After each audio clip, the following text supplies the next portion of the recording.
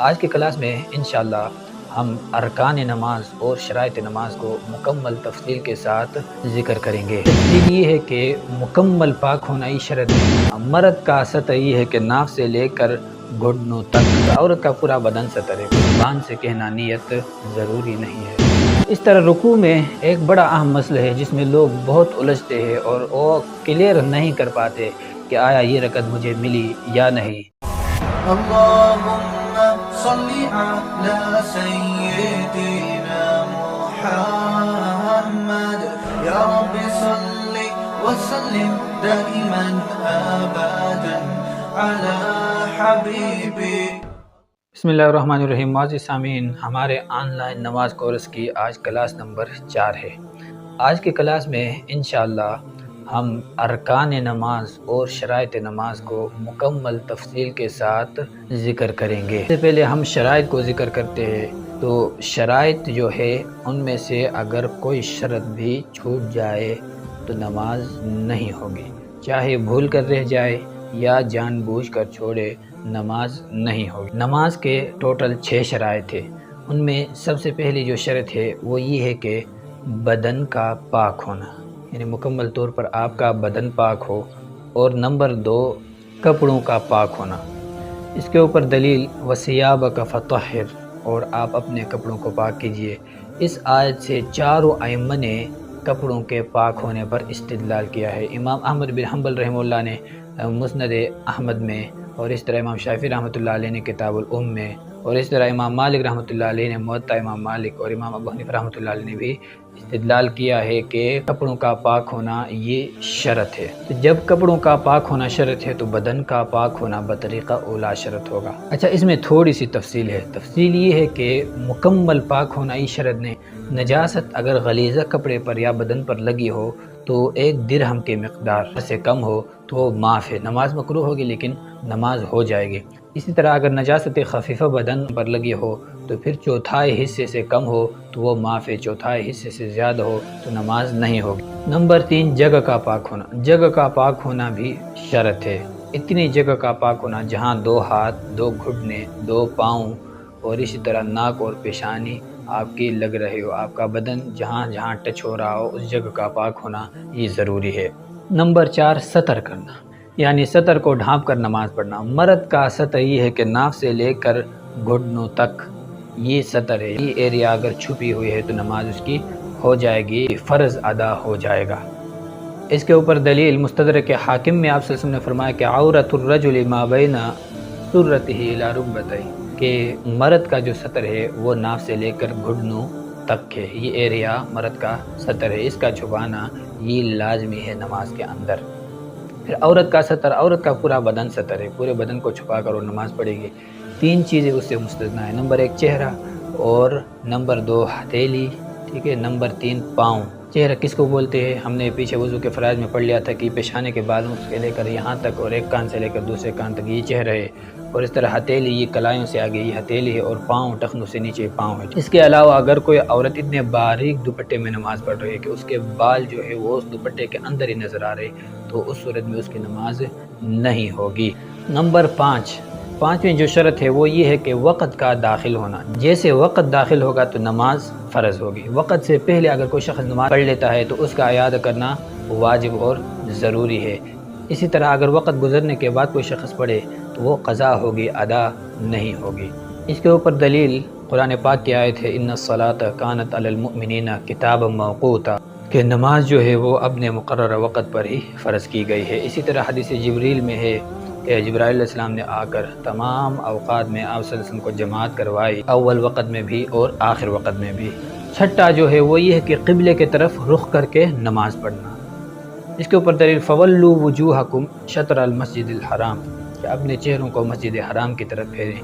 نماز کے اندر یہ بھی ایک شرط ہے، لہٰذا اگر کوئی قبلے سے دوسری طرف رخ کر کے نماز پڑھتا ہے تو اس کی نماز نہیں ہوگی۔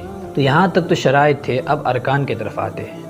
ارکان جمع ہے رکن کی، اور رکن اور شرط ان دونوں کا حکم ایک ہی ہے کہ اس کو بھی اگر کوئی شخص جان بوجھ کر چھوڑتا ہے تو اس کی نماز نہیں ہوگی، بھول کر رہ جائے تو بھی نماز نہیں ہوگی، اس کا ادا کرنا ہر حال میں ضروری ہے۔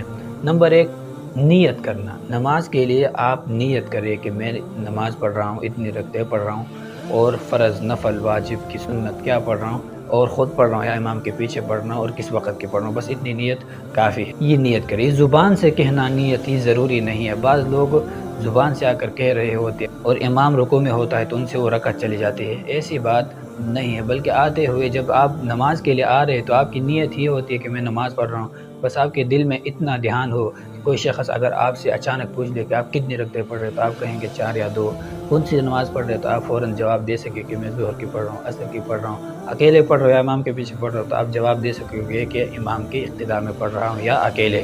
تو اتنا ارادہ ہو دل میں تو آپ فوراً بس تکبیر تحریمہ کہہ لے، زبان سے کہنا نیت ضروری نہیں ہے۔ اس کے اوپر دلیل بخاری شریف کی اور بہت سارے کتب حدیث میں یہ روایت موجود ہے کہ انما الاعمال بالنیات، تمام اعمال کا دار و مدار نیت اوپر ہے۔ تو نماز بھی ایک عمل ہے، اس لیے اس کے لیے بھی نیت ضروری ہے، نیت اس کا ایک رکن ہے۔ نمبر 2، تکبیر تحریمہ کہنا، وَرَبَّكَ فَكَبِّرْ، اس آیت سے فقہاء کرام نے استدلال کیا ہے کہ یہاں تکبیر تحریمہ مراد ہے۔ تکبیر تحریمہ کہتے ہیں کہ پہلا جو اللہ اکبر ہے نا وہ کہنا، ٹھیک ہے، یہ فرض ہے۔ آگے جتنے بھی تکبیرات آتے ہیں وہ آگے جا کر ہم پڑھیں گے کہ وہ سنت ہے۔ تو اس تکبیر کو اگر کسی شخص نے چھوڑ لیا بھول کر، جان بوجھ کر، تو اس شخص کی نماز نہیں ہوئی۔ نمبر 3، قیام کرنا، کھڑے ہو کر نماز پڑھنا۔ اس کے اوپر دلیل قرآن پاک میں اللہ تعالیٰ کا ارشاد ہے وَقُومُوا لِلَّهِ قَانِتِينَ، کہ اللہ تعالیٰ کے لیے کھڑے ہو جاؤ۔ تو یہ قیام بھی نماز کے اندر یہ ضروری ہے۔ نمبر 4، قرات کرنا، قرات کہتے ہیں کہ قرآن کا کوئی بھی حصہ پڑھ لینا، یہ فرض ہے، چاہے وہ فاتحہ ہو یا کوئی اور صورت ہو، ان میں سے کسی ایک کا پڑھنا یہ فرض ہے۔ دیکھ لیں فرض، اور آگے واجبات میں جا کر ہم مزید اس کے اوپر بحث کریں گے کہ فاتحہ پڑھنا پھر صورت ملانا وہ واجب ہے، لیکن مطلق جو قرات ہے نا، کہیں سے بھی قرآن کا کچھ حصہ پڑھنا یہ ضروری ہے۔ اگر قرآن کا کچھ حصہ بھی نہیں پڑھا تو اس شخص کی نماز نہیں ہوگی۔ اس کے اوپر دلیل فَقْرَؤْا مَا تَيَسَّرَ مِنَ الْقُرْآنِ، تم پڑھو قرآن میں سے جہاں سے تمہیں آسان لگے۔ تو مطلق قرات کی فرضیت اس آیت سے ثابت ہو رہی ہے۔ نمبر 5، رکوع کرنا، اور نمبر 6، سجدہ کرنا۔ اب رکوع کہتے کہ اس کو فرض رکوع اتنا ہی ہے کہ آپ اتنا جھک جائے کہ آپ کے جو ہاتھ ہے وہ آپ کے گھٹنوں تک پہنچ جائے، اتنا رکوع کرنا یہ فرض ہے۔ اگر کوئی شخص اتنا جھکتا ہے کہ اس کے ہاتھ اس کے گھٹنوں تک ہی نہیں پہنچے تو اس کا رکوع ادا نہیں ہوا۔ جب رکوع ادا نہیں ہوا تو اس شخص کی نماز بھی نہیں ہوگی۔